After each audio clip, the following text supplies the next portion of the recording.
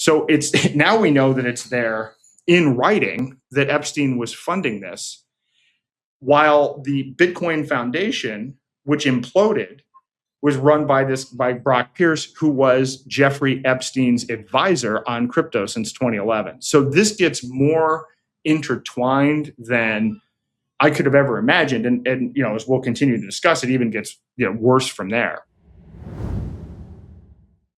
You're listening to the Corbett Report. Welcome back, friends. Welcome back to the Corbett Report. It is February of 2026. And today I have a very important report for those who might be thinking that they are suspicious of all of the attention and coverage that the Epstein files are gaining in the establishment media. If the establishment media is talking about it, it must be a psyop and distraction, right?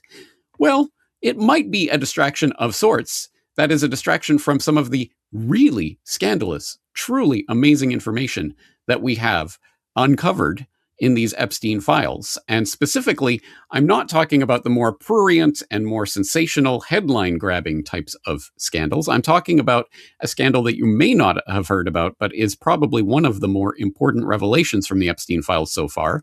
It is contained in a very extensive, very well-documented article that is now up on brownstone.org. It is called The Hijacking of Bitcoin, and it is by today's guest, Aaron Day. So, Aaron, thank you very much for joining us today on the Corbett Report.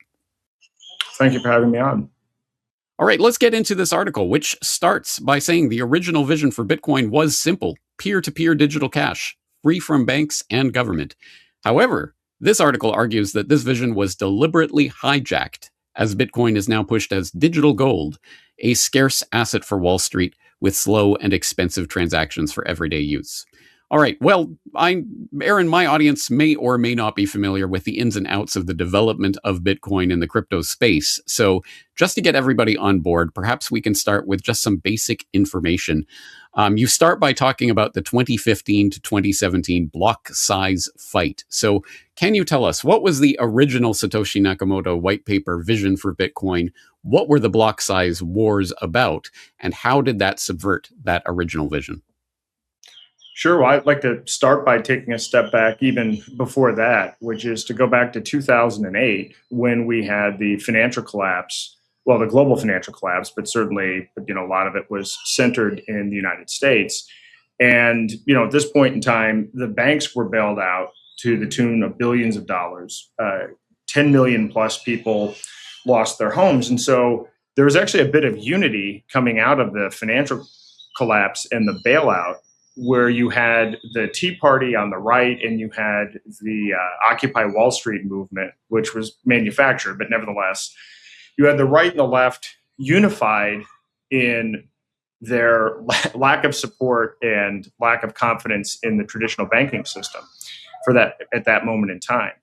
Bitcoin was essentially launched a year later, and the idea and the promise behind Bitcoin and what was written about in what's called the Bitcoin white paper was that, for the first time, we had this idea of having peer-to-peer digital cash. You had a cryptocurrency that could be used as an alternative to central banks, as an alternative to commercial banks. This was a form of money that was not created by these third parties, that had a fixed supply, that was intended to be used as an alternative currency. It was intended to be used as something that you would use to buy groceries or to buy coffee or to do day-to-day transactions. And it's a global currency, which is really important when you consider that 71% of the planet makes less than $10 per day.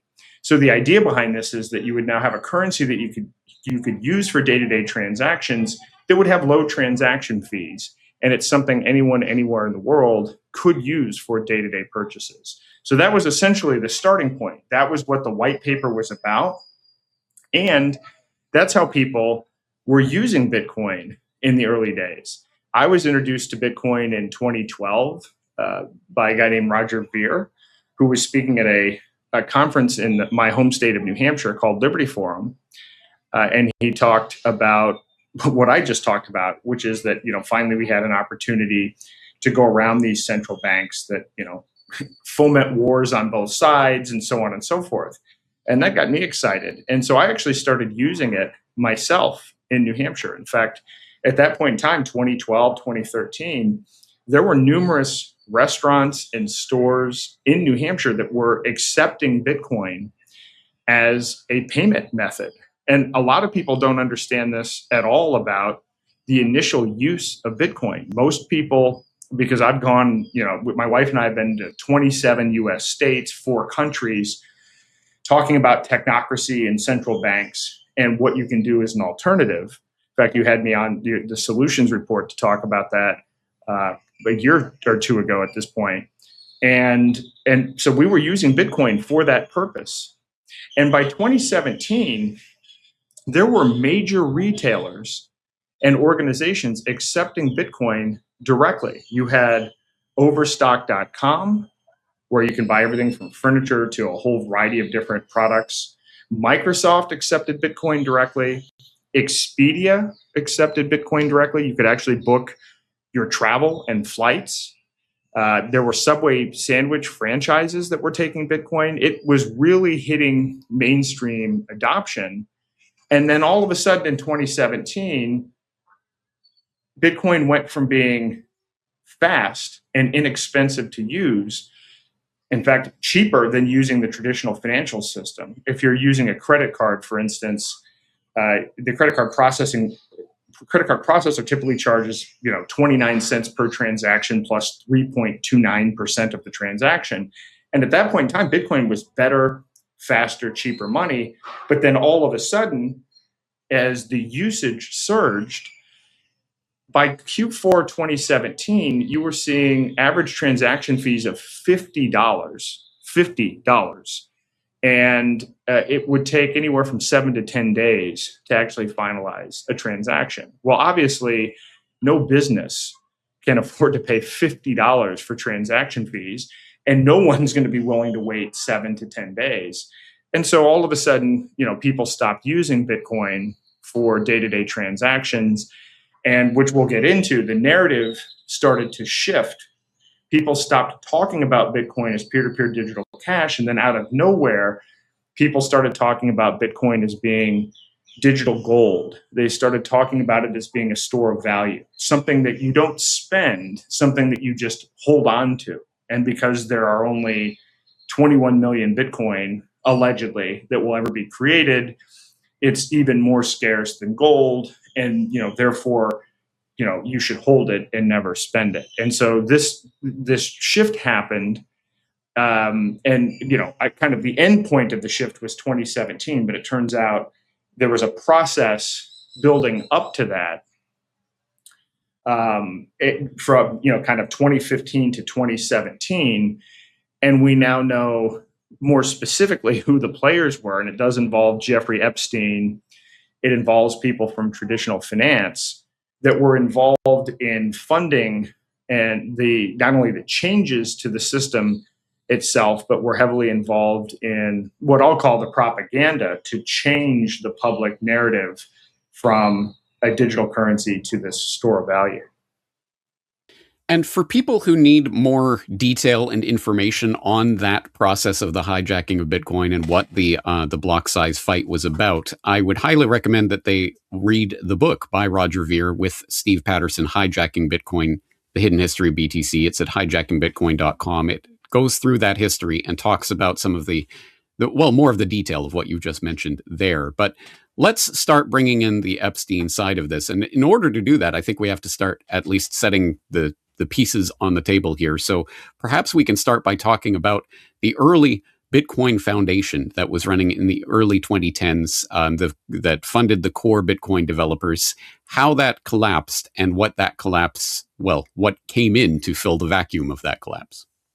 Yeah, and the way that I actually found out about all of this is I wrote a book a few years back called The Final Countdown, and my interest in this has been severalfold. One, as a user of Bitcoin who found Bitcoin to become unusable by 2017, I've been interested in studying the history of this, but I've also been studying central bank digital currencies. And so 3.5 years ago, I was studying what was going on, primarily because I was noticing that friends of mine that are at the intersection of crypto and liberty were being targeted by the federal government.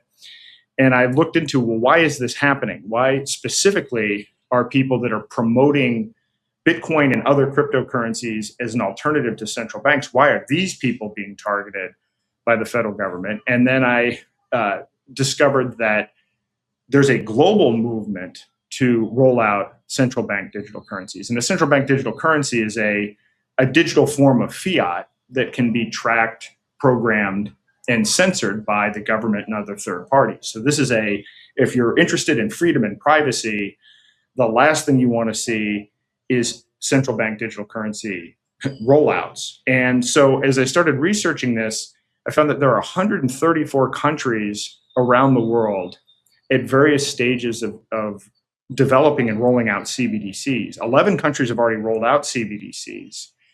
And these countries represent 98% of global GDP. So, I mean, this is essentially everyone effectively is actively engaged in working on these CBDCs. Well, then, I started being based in the United States. I started looking at, well, what's going on in the United States? Where does the United States stand on this? And that's where I found, and most people still to this day don't know this, the Federal Reserve Bank has conducted 3 successful pilots of central bank digital currencies. There's a project called Project Hamilton, which is a project to replace essentially the dollar. It's a digital version of the dollar. And this project has been going on since, I want to say, 2018. They've developed a digital currency that can handle 1.7 million transactions per second, far more than the current capacity of the US financial system. This has actually been built. This has been tested. There's another called Project Cedar and a third called Regulated Liability Network. Well, when I was investigating these, what I found was all 3 of these CBDC pilots came out of MIT. So it was MIT working with either the Federal Reserve Bank of Boston with this Project Hamilton, or working with the Federal Reserve Bank of New York with the other 2. And at the time, I discovered that Jeffrey Epstein had funded this group out of MIT that was working on these CBDCs. So in my book and in subsequent articles, I made the point that, well, hey, it looks like Jeffrey Epstein is funding these CBDC pilots. What I also found is, to your point about the Bitcoin Foundation, so to take a step back, Bitcoin is an open source project. So it's open source code. Anybody can go online and go to the GitHub, and you can actually download and review and audit the code. There's no central organization behind Bitcoin. So you have open source developers and people that contribute to the project, but there's no corporate entity funding it. Well, a lot of people might say, well, hey, this sounds great, but it turns out that open source developers don't develop code for free. There aren't also other white hat actors that are going out there auditing code for free. People work for compensation. This shouldn't be news to anyone. This shouldn't be a surprise. But if you have an open source project, then the project itself is subject to whoever's funding the developers, and the project could go in a direction you don't want it to go. So what happened is an organization was formed, a nonprofit called the Bitcoin Foundation, and it had 5 original people involved with funding it, Roger Ver and some of the earlier developers, and a lot of people contributed. And the idea was that this Bitcoin Foundation would preserve the integrity of the project and preserve the integrity of the white paper. There's a whole sordid history, which, by the way, should be written and researched on its own separately. I guarantee you there's a multi-part series on the internal dynamics of what happened with the Bitcoin Foundation. But before I get into kind of where the Bitcoin Foundation broke down and how this ties into Jeffrey Epstein, I want to talk about a character named Brock Pierce. Now, Brock Pierce is somebody that I've encountered. I encountered him first about 26, 27 years ago. And I didn't even know who he was at the time. I didn't even connect the dots until 2015. And without going into my own story and background, I'll give you the quick version of it. I started a technology company in 1995, and I was in the process of taking this company public. And we hired an investment bank, this firm called Lazard Frere, which is a really niche boutique investment bank out of New York City, but they usually only work on really high-end deals. And so it was a big deal that they were working on, our IPO as a kind of early technology company. But they had another company ahead of us that they were in the process of taking public called Digital Entertainment Network, DEN. And I encourage you to research on your own everything involved in this company. But the punchline is the company never went public and ended up filing for bankruptcy because all of the founders, including Brock Pierce, had to flee the United States because they were being charged with sex trafficking, or I don't know if it was sex trafficking, but there were underage boys and it was a whole big scandal. And so basically all of the founders left. Brock Pierce had previously been a child star. He was in the movie Mighty Ducks. And so he was actually brought in as a really young CEO to be the face of the project. And so I don't want to say anything defamatory about him, that he was necessarily leading the charge on, the other illegal activities. But the other two founders, I believe, were found guilty and were in hiding. Everybody went to Spain.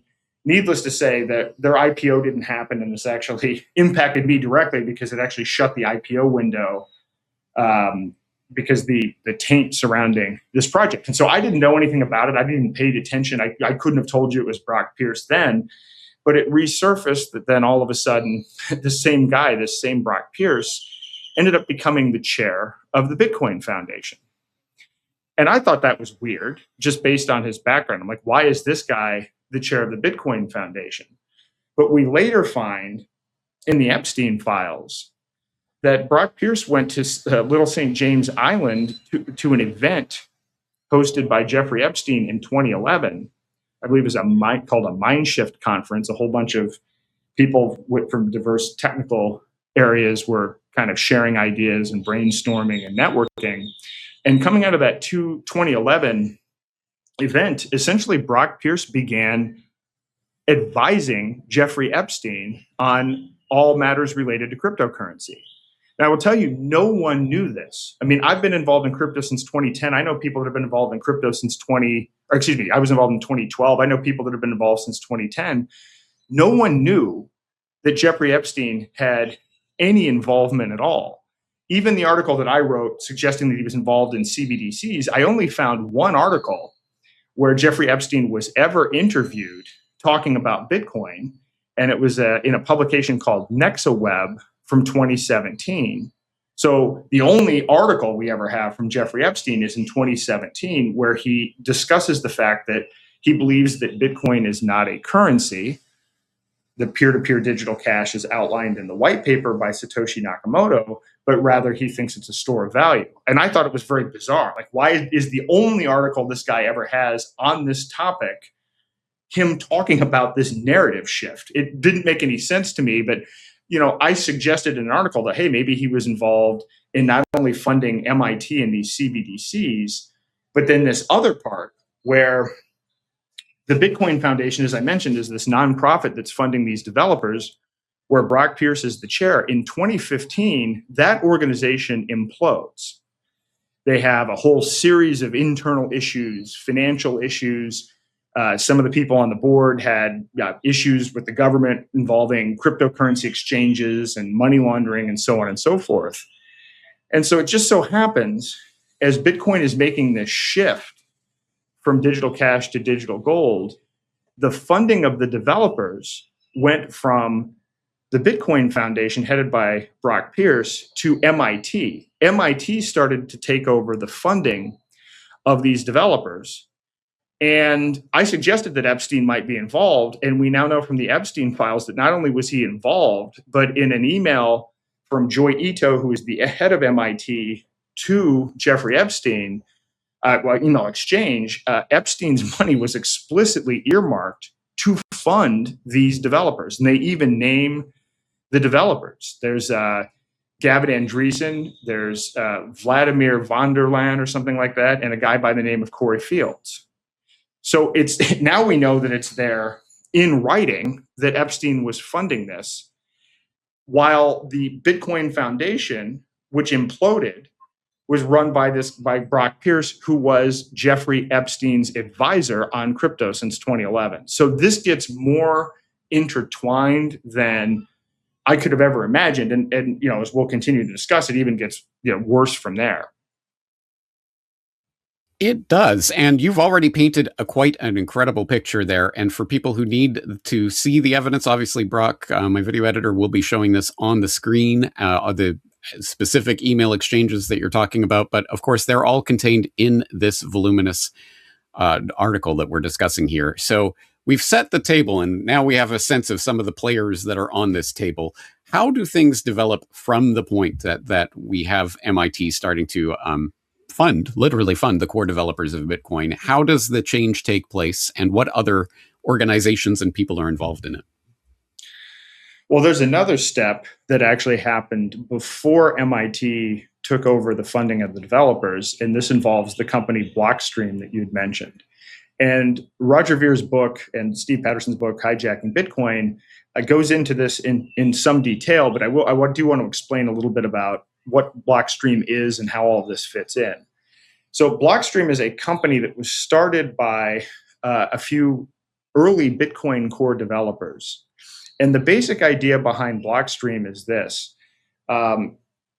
What they did was, and we haven't really talked about the block size, but the original idea behind Bitcoin was for it to be peer-to-peer digital cash. And Satoshi Nakamoto discussed in these online discussion forums the idea that from the very beginning of Bitcoin, it was intended to compete with Visa and MasterCard. Satoshi talked about the idea that Bitcoin should, in the fairly early days, be able to handle 25,000 transactions per second, and that it should be able to get even faster over time as computers get faster, as bandwidth increases, so on and so forth. He was looking at Metcalfe's law and some of these other things that apply to technology, which is that, this still holds to this day. Technology tends to get cheaper and faster. And so he was saying, well, hey, 25,000 transactions per second now, but this thing should scale to do millions of transactions per second.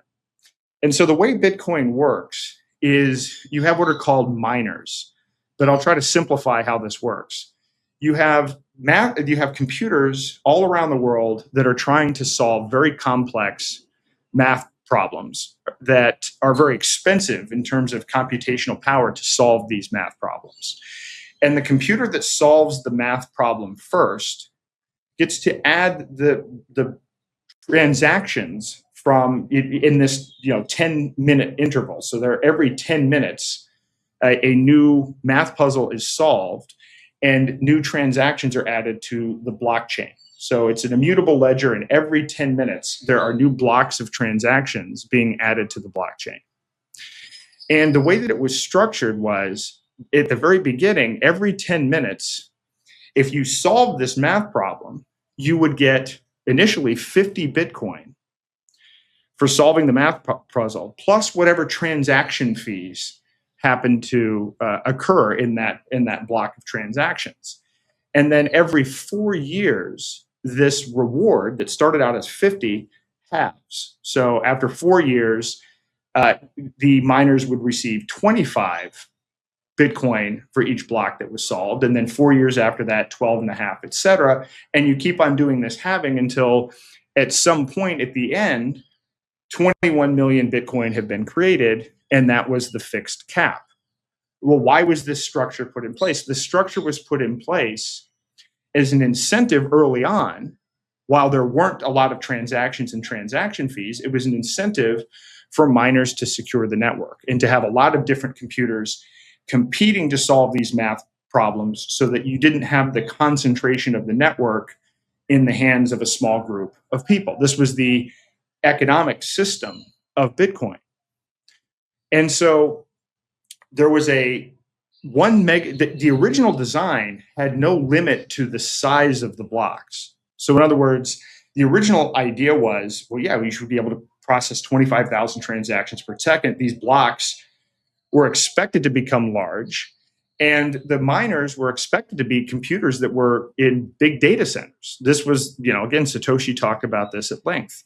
But early on, as they were testing the network, as you're testing these kinds of systems, and you're trying to work out the kinks, they put in a 1 megabyte limit just for testing purposes. Well, that 1 megabyte limit, you can only put about the equivalent of 7 transactions per second worth of data into a block.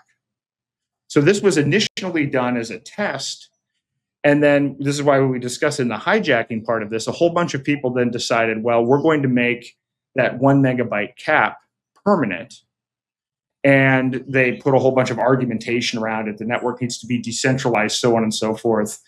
And so we're going to throttle Bitcoin so that it can only do 7 transactions per second, but we're going to build what are called second layer solutions on top of Bitcoin to be able to handle more transactions and to make it, actual peer-to-peer digital cash. And so this company Blockstream was formed to be a second layer solution, a for-profit company that would benefit and in fact would only be viable if Bitcoin was throttled at 7 transactions per second. So does this make sense so far? Hopefully I know a lot of it makes sense to me, but I've been following this for a long time. For people who need more information on this, of course, they can see the Hijacking Bitcoin article and the Hijacking Bitcoin book that we talked about before. But yes, long story short, there are people who want to keep the blocks small, and those are the people working for companies like Blockstream that, oh, by the way, happen to have ties to Epstein. So let's get into that. So there's that. So there's the company Blockstream that personally benefits from the blocks being small. And Blockstream as a corporation, and we knew this from Hijacking Bitcoin and from publicly available information, had, let's just say, the kind of investors that the point of Bitcoin was to actually get rid of these kinds of companies in traditional finance. One of the big investors was a guy named De Castries, who was the CEO of AXA, a big European company. He also happened to be the chair of the Bilderberg Group. So you had all of these companies investing in Blockstream that were part of traditional finance, the thing that Bitcoin was there to disintermediate, to get out of financial transactions.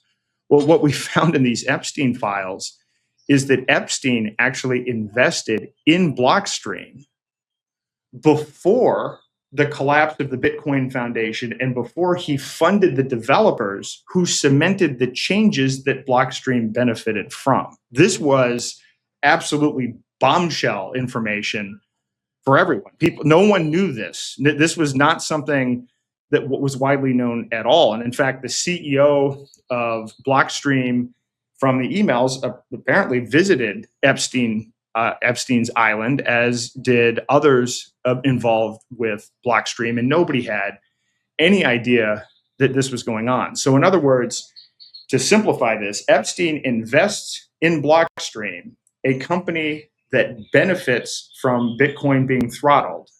And then 7 or 8 months later, fortuitously, the company that had been funding the Bitcoin core developers, which was chaired by Epstein's advisor, Brock Pierce, collapses. And then he ends up funding the MIT developers that cement the 7 transactions per second and 1 megabyte block size. Just absolutely fascinating information.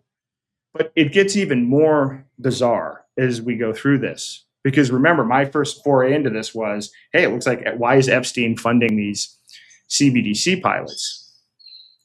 So there are a lot of people claiming that these second layer solutions for Bitcoin would enable it to be peer-to-peer digital cash, as opposed to just, following the original design. But what you find is, if you're going to now change the narrative for Bitcoin, and you're going to call it digital gold, and you're going to call it a store of value. Well, in order to be a store of value, it needs to either maintain its price or go up in price. Otherwise, people will not view it as a store of value. Well, we're going to go back now to the same guy, Brock Pierce. Brock Pierce was a co-founder of a company called Tether, which you may have heard of, which is a very popular company even today and a very large company now. Tether is a stable coin. A stablecoin is a digital token that essentially represents fiat, where one token, one USDT token equals $1. And in theory, how this is supposed to work is, in order for this token, this Tether, to maintain its peg, there need to be assets backing it that are, equal to or greater than $1 worth of value. Well, it turns out that during this time period in 2017, when the narrative shift happens, a University of Texas study found that over 50% of the price appreciation from Bitcoin in 2017 was due to Tether being printed and used to buy Bitcoin. But it was separately found from two different actions, one from the CFTC and one from the state of New York, that Tether was in fact not fully backed.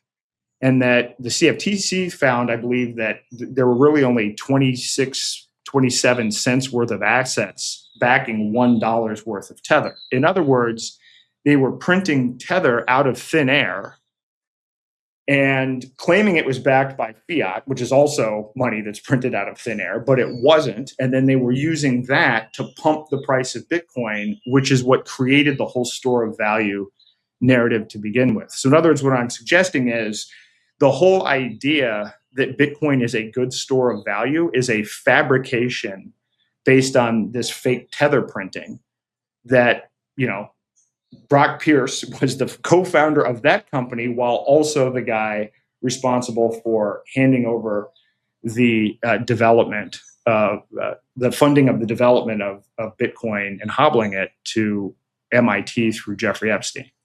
So it's just remarkable how all of these pieces are fitting together.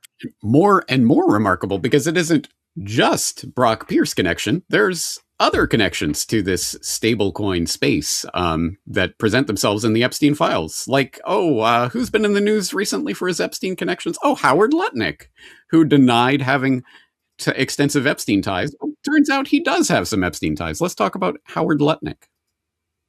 Yeah, Howard Lutnik is a very fascinating character in all of this. And I've actually been writing about Lutnik for a while. And this story is also, to me, when I look at this is a level of corruption that's far beyond, say, for instance, Nancy Pelosi engaging in insider trading. Howard Lutnik is, and where people may have just become familiar with Howard Lutnik is, he had to testify recently on his relationship with Jeffrey Epstein. Howard Lutnik is Jeffrey Epstein's next door neighbor in New York. And it turns out it looks like he might have purchased his house from a trust created by Epstein, which is bizarre in and of itself. And I'm not going to, the fact that, Epstein and Lutnik have, 9 and 11 are the addresses on the street that they shared together in New York City. That, I'm not going to go, I don't know anything about where to draw conclusions with that. But when Lutnik was testifying for his position as U.S. Commerce Secretary, he claimed that, he'd only met Epstein once in 2006 in New York and was absolutely disgusted by him and had nothing to do with him. This was what he was saying as he was going through his confirmation process. And we now know from the Epstein files that that's not exactly true. We know that, in fact, Epstein donated, I think it was $50,000 to a fundraiser in Lutnik's name. Lutnik visited Epstein's island with his family. They were business partners together. So Lutnik completely lied about his relationship. And then even when he was grilled on it, he's like, well, the extent of my relationship is whatever it is that's in these documents. We already know that he lied before, and so I'm sure there's even more to it than that. But I had separately written, before even knowing the Epstein connection, about Lutnik's involvement with Tether. Now, this is a fascinating story. I mean, I've been around politics for a long time, and no one heard about Howard Lutnik. Howard Lutnik was not a major player in Republican politics. In fact, he was a major fundraiser for Hillary Clinton in 2016. So this is not a guy that is known for his role in Republican politics. So I'm going to walk through the timeline here. So before the election, a few years before the election, Howard Lutnik, his firm, Cantor Fitzgerald, invested $600 million in Tether. They were the largest at that point ever outside investor in Tether. And part of the terms of this agreement were that in exchange for this investment, Cantor Fitzgerald would essentially get the exclusive contract to manage all of the United States treasuries backing Tether. Now, I know this gets a little bit complicated, but I want to walk back a few steps. So remember, I told you that Tether was found to not have reserves. Now, there was no requirement that Tether be backed by U.S. treasuries. There's no regulation prior to this Genius Act, which I'm sure we'll get into.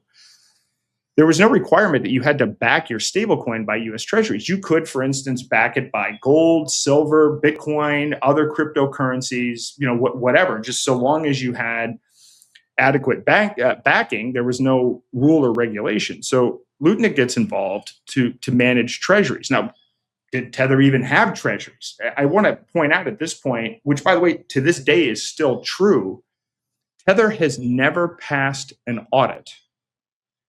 They have never successfully passed an audit, and they've actually gotten to the point now where they can't even get an audit firm to work with them. So, these big audit firms that work with publicly traded companies all of the time apparently don't want to work with this, company that has now a multi-$100 billion market cap. That's kind of a red flag in and of itself. So Lutnik makes this investment with the contingency that he gets to manage these treasuries.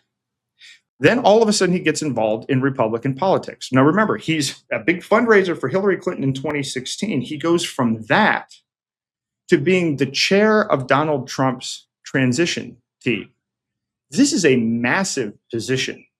The head of the transition team is responsible for vetting all of the cabinet. So is involved directly in recruiting and vetting every person at the level of the cabinet. So how you go from not being in the Republican Party politics and supporting Hillary Clinton to that role is something that needs to be investigated, because that's very, very bizarre.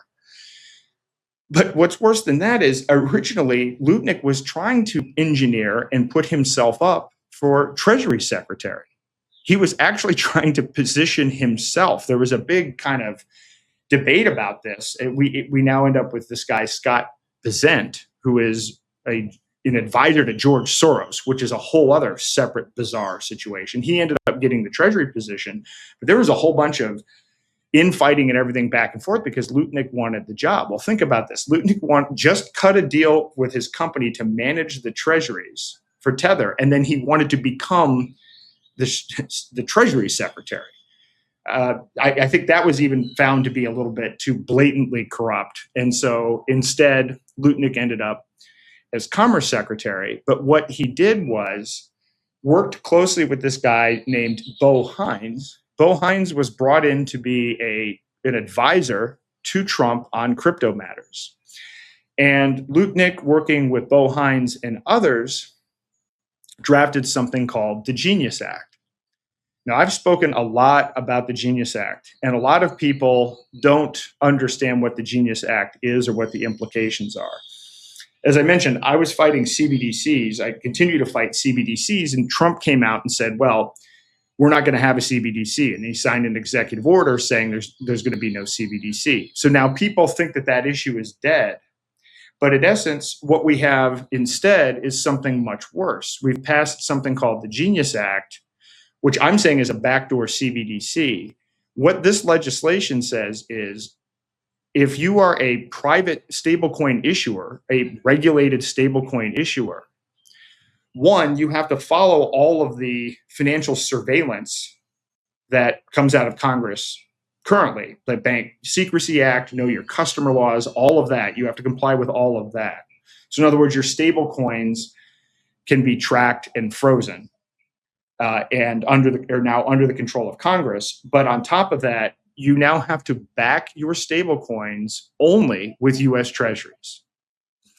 This is a massive windfall. The biggest beneficiary of the Genius Act is Howard Lutnik, because his firm manages all of those treasuries and gets all of the fees for managing all of those treasuries. So, I mean, your audience is probably familiar with, the Federal Reserve and the creature from Jekyll Island, and the fact that the way our monetary system works, going all the way back to 1910, is a shadowy group of bankers got together, and basically we now have this system where we issue money based on debt, and we don't even know who owns the Federal Reserve, so on and so forth. Well, Howard Lutnik won up this. So essentially now one of the largest players for the digital dollar, his firm is managing all of the treasuries. He's almost like leapfrogged the Federal Reserve. It's breathtaking how bizarre this is and how corrupt it is on its face. I mean, it's just the fact that this is going on.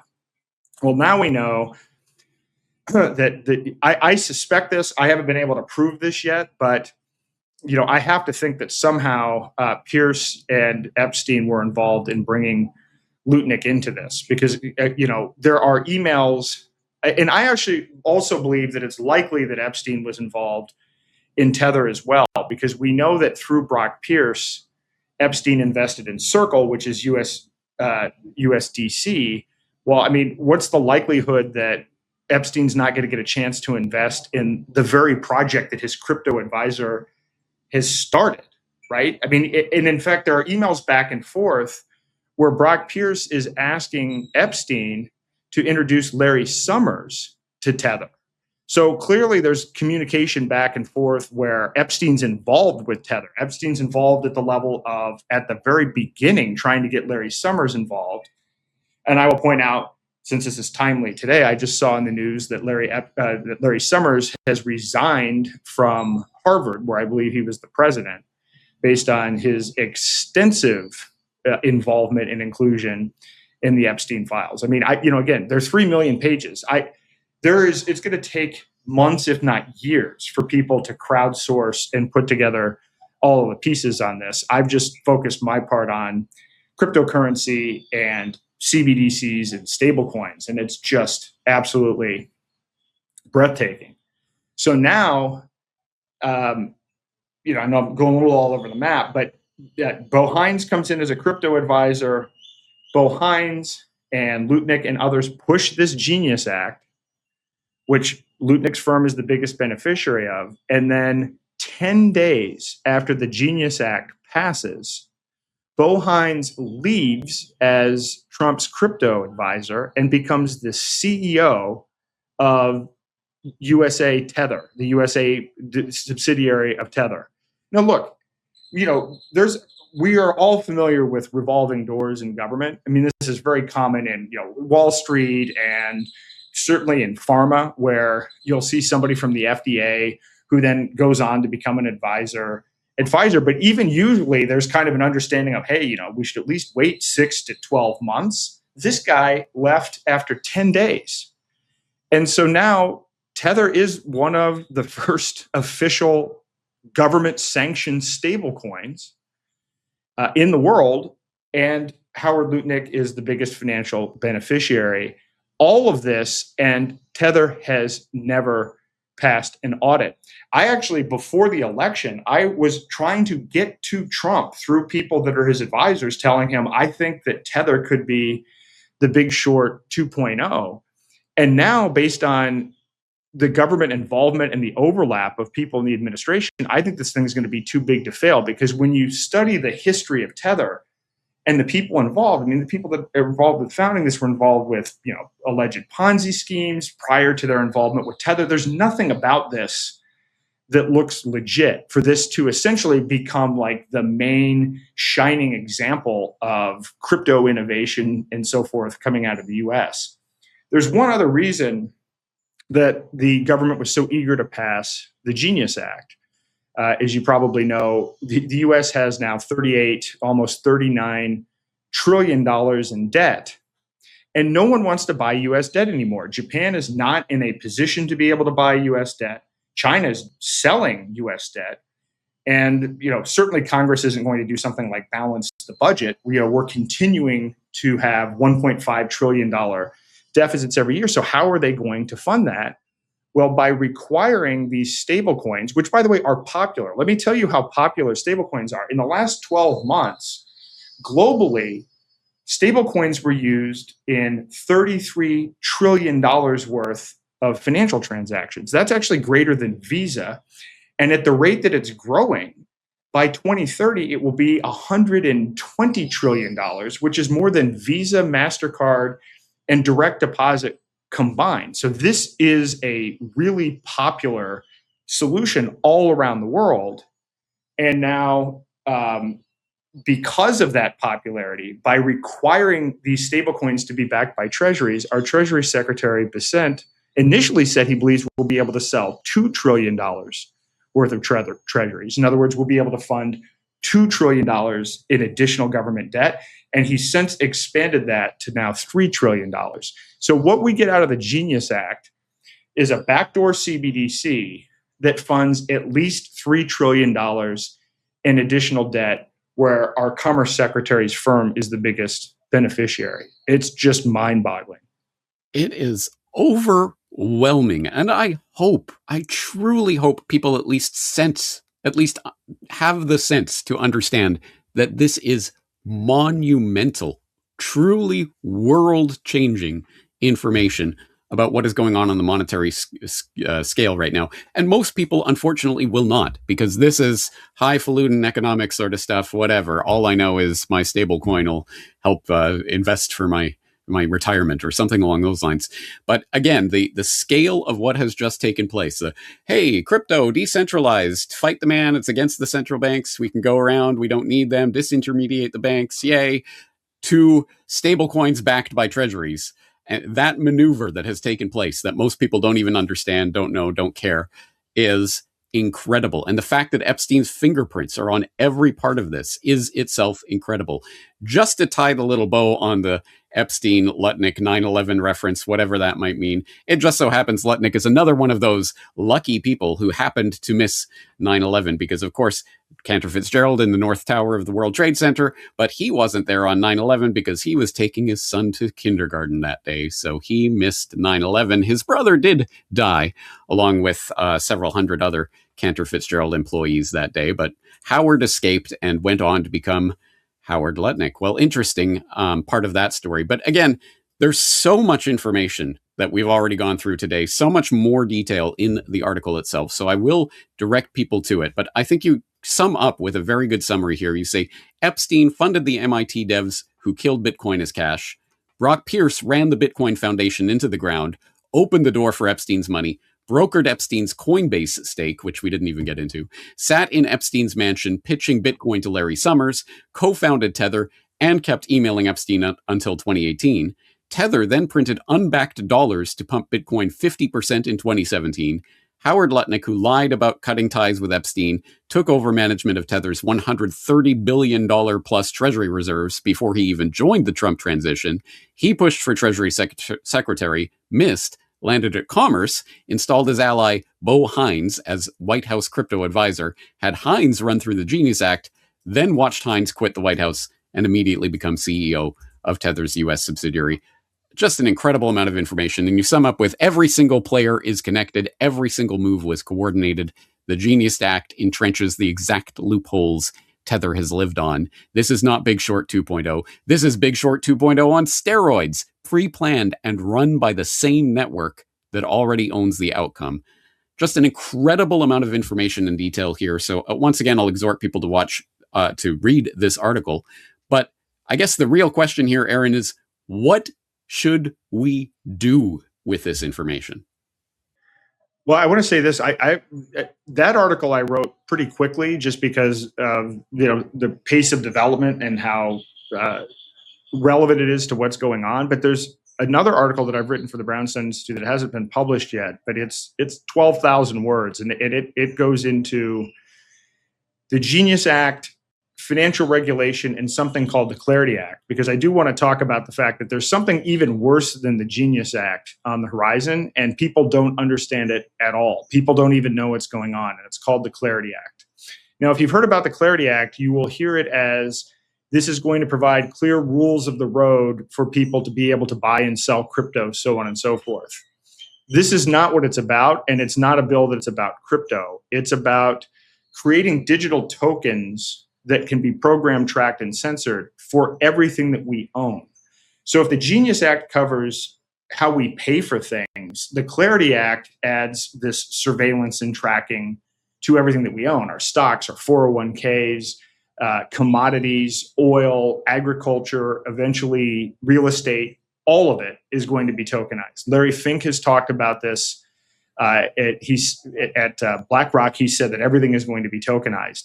This bill is working its way. It's already passed the House and it's going through various iterations. But this is how we end up owning nothing. And not to go into too many details about this, but if you've ever talked about the Great Taking, there's a whole bunch of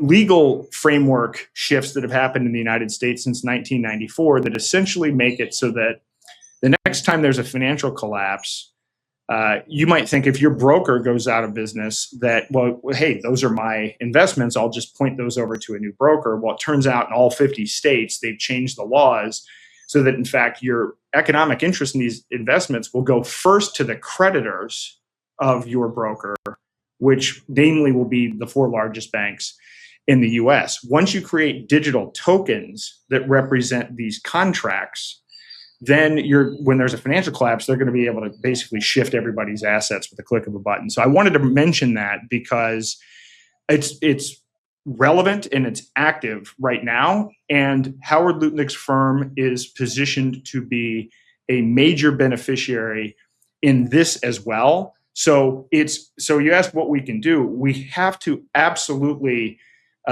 make it public and accessible for everyone to understand how not only corrupt this is, but this tokenization through these 2 bills is accelerating technocracy. I've been saying that this last election that we had was technocracy with resistance versus technocracy without resistance, and technocracy without resistance won. We got backdoor CBDCs. We have in the United States Real ID, which is a digital ID. We have Palantir connected into federal government databases. We have AI surveillance. Technocracy has flourished. I mean, this isn't like a 2030 thing. This is a 2027 thing. So I wanted to mention that. But I don't really believe there are a lot of political solutions for this, which is why what I've been advocating for as a real solution is to exit these systems. Stop using fiat currency. Do not use government-regulated stablecoins. Get out of centralized tokenization. Start using privacy coins. Start using gold. Start using silver.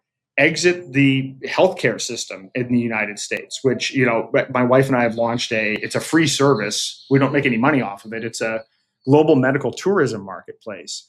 But, every minute in the US, somebody files for bankruptcy due to medical bills in the US. 75% of those have insurance. The system is a complete scam.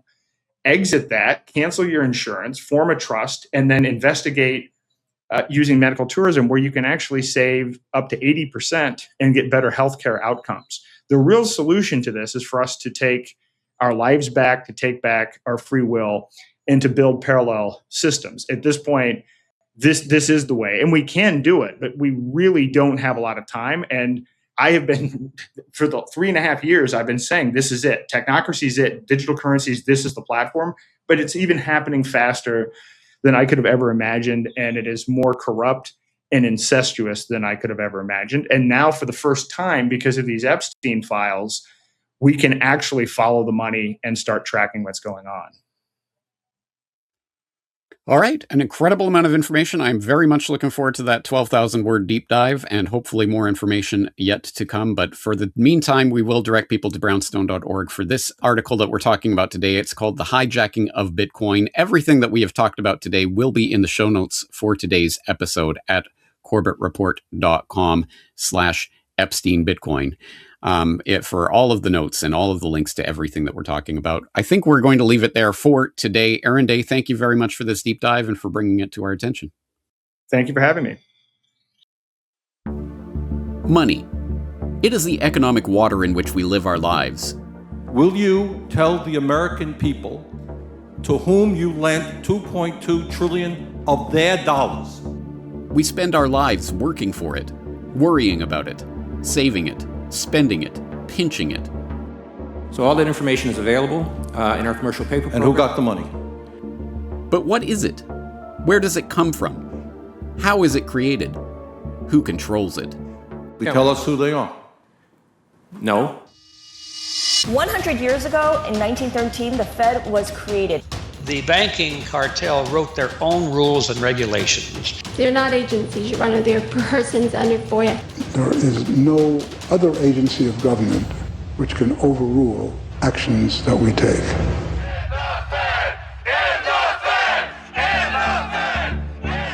Century of Enslavement, the history of the Federal Reserve.